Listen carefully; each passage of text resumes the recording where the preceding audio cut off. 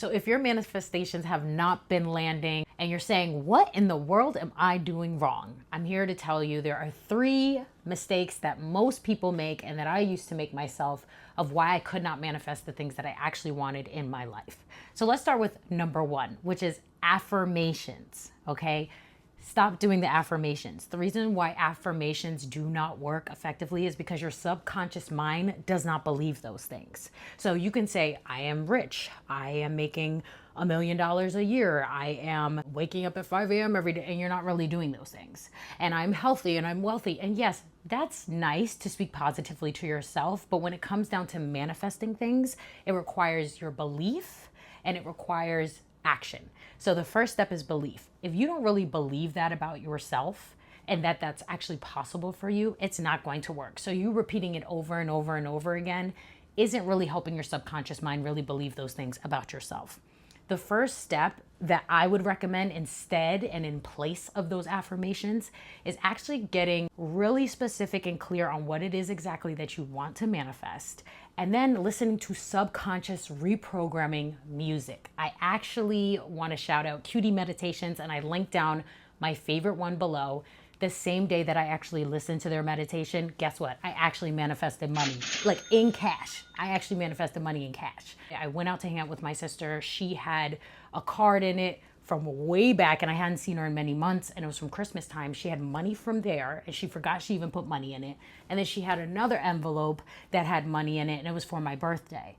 And she wanted to celebrate my birthday early. So I looked at it and I said, wow, that's so funny that I was just listening to this subconscious reprogramming song. So while you're listening to the music, take it in. Listen to it as often as you need to while you're washing dishes, while you're cleaning your home, while you're doing other activities that don't include, oh, I need to obsess over money. The obsession with money, the desperation of chasing after it is why it runs away. So set some attainable goals for yourself and get more confident in your own decision making. So it starts with belief, and secondly, it starts with action. So I'm not saying you have to be realistic. You can have completely unrealistic goals in your life and they can actually happen. I'm not saying you can't manifest things that most people do not. I would be the number 1 person to advocate on your behalf. But one of the first things that you really want to focus on when manifesting is being able to get confident with the small things in your life. So for example, if you say, today I'm going to clean out half of my closet, and you don't do it, guess what? You start to lose trust and faith in yourself, and you lack the confidence that you need. For example, if you say, I want to work out 5 days a week, and you do not do that, or I'm going to go on a walk today, and then you do not do that, slowly but surely, your subconscious mind and then your mind begins to believe that you're a liar. You lie to yourself. You never follow through with your word. You never do the things that you say you're going to actually do. So if you say, I'm going to drink a gallon of water every day, and you don't do it, you're looking at yourself like, damn, I always lie to myself. I don't believe anything that I say. So that's where the lack of confidence and belief comes from. And it stems from you not keeping your word to yourself. So instead of doing affirmations, start doing small tasks like, I'm going to wake up and brush my teeth every day. I'm going to make my bed every day. I'm going to make sure I eat 2 to 3 meals every single day. I'm going to hydrate every day. If you can start with the foundational things, moving my body in some way, whether it's yoga, going out for a walk, etc. If I can do that every day. If you start keeping your word to yourself, guess what ends up happening? You start to build momentum, and that is what creates confidence. It requires belief and then action. And then you become more confident and start trusting yourself more. And you say, okay, if I can trust myself with the small things in life, I can now trust myself with the bigger things. Put yourself in a position where you trust yourself more. Number 2, setting boundaries. A lot of people's family members, friendships, other things carry energy. And when you have energy around you that is unsupportive, that is jealousy, that are people always talking behind your back, gossiping about you. You have these quote unquote friendships from many, many years ago that you should have been cut off, but you didn't do it. The way to set boundaries with people is to slowly distance yourself away from them. And it depends on the relationship, right? Like for your family members, maybe you can only take them in doses. Don't answer their phone calls. I remember back when I lived in Brooklyn, I had to stop taking my mom's phone calls, literally. And it allowed me to have space and to teach her that I'm not always available. Same thing with my 2 sisters. I love them dearly, my older and younger sister. Yes, I'm a middle child syndrome. But the beautiful thing about that is like they started respecting my boundaries, realizing, okay, I can't call Lindsay every day. She's not going to be available to take my call. I would sometimes say, hey, I'll call you tomorrow. or I wouldn't respond at all until the next day or until I was in the right energy to respond. Setting boundaries with family members, friends, with people in your life. If someone tells you, hey, can you do me this favor, and you don't have the energy to do it, you actually don't have to apologize because you did nothing wrong. You could just say, no, I'm not available to do that. Or I don't have the mental bandwidth to do so. And I know that feels so harsh and so direct, but being honest with your friends and seeing how they move is what's going to do everything for you.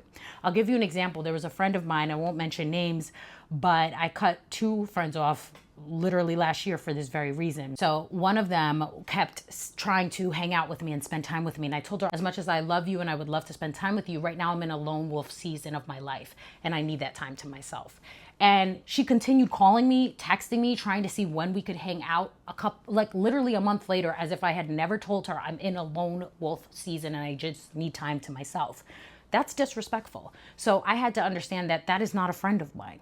And so what I ended up doing was blocking her. I blocked her on social media. I blocked her on the phone. I never physically had a communication with her because I felt like we hadn't spoken in years and there wasn't really a emergency to start talking again. Now, with another friend of mine who was a lot closer to me, this is a second example of another approach. I slowly began to distance myself or only say one-word answers via text to one friend because I noticed how her energy had shifted. She kind of started relying on me as a therapist. So every time this guy broke her heart, she didn't listen to any of the advice that I gave her for whatever reason. And so after a while, she goes, oh, it didn't work out. Now she had to call me about the breakup. She called me crying or texted me about all the bad things that happened. She would send me long paragraphs. It was exhausting. And it got to the point where it was wearing down my energy. And I was like, wow, I really need to reinforce boundaries with this individual. And sure enough, she didn't like some of the things that I said. And she started ghosting me little by little. So it all worked out anyway. Then she would text me all of a sudden out of nowhere when she had good news to share. And that was it. That was the nature of our relationship. And that's not a real friendship. At the end of the day, I had to learn to set boundaries with this woman because she kept leaning on me when she needed me. But then when she was in a good space, it was all kiki and, oh, let's hang out. So I had to set a boundary with her in order to help her understand that we should no longer speak. So I cut her off permanently, or so I thought. She kept trying to go through my sister, and she said, I think you should just have a conversation with her.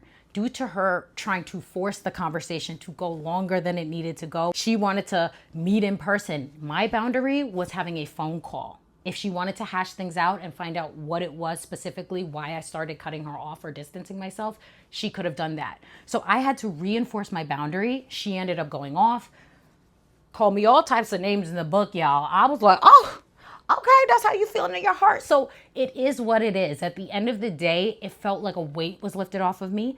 The energy was finally away from me. So just understand that your boundaries with your friends, your family members, if you have coworkers, I don't have any, thank God.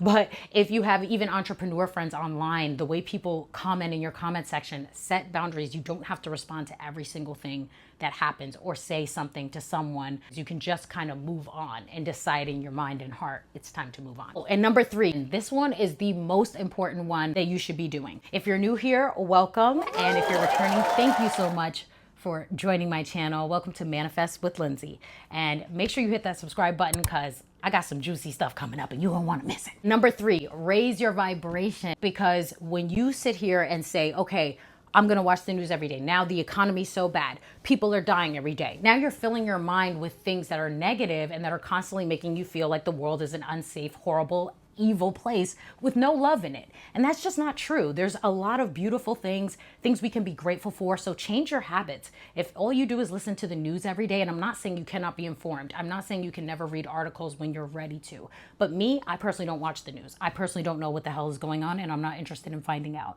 I don't know what the hell is trending, and I'm also not interested in finding out either, because I decided that my space is important. So I raised my vibration. I started listening to positive things. I started changing my energy. The podcasts I started listening to positive things, uplifting things that were about business and building a business that was better. Started hiring mentors. I changed my morning routine. So change your vibration. Raise it. Stop going here and saying everything's horrible. Well, yeah, everything based on your perception. Perception is not reality. So the things that you're consuming make a life horrible for you. That's true. But the things I consume make life better for me. And I'm not saying not to acknowledge the hardships or bad things that are happening. You should sit with that. You should heal. You should hold space for yourself, especially if you have anxiety or you're going through things. And therapy is not a bad option if that's something you want to do. Personally, there are things you can do on your own, and I'll do another video on that of how to hold space for yourself and heal. But honestly, raise your vibration. It's so worth it in the end. Thank you so much for watching. I appreciate you. Make sure you hit that subscribe button. I'll see you in the next video. Peace. Record an episode of my podcast.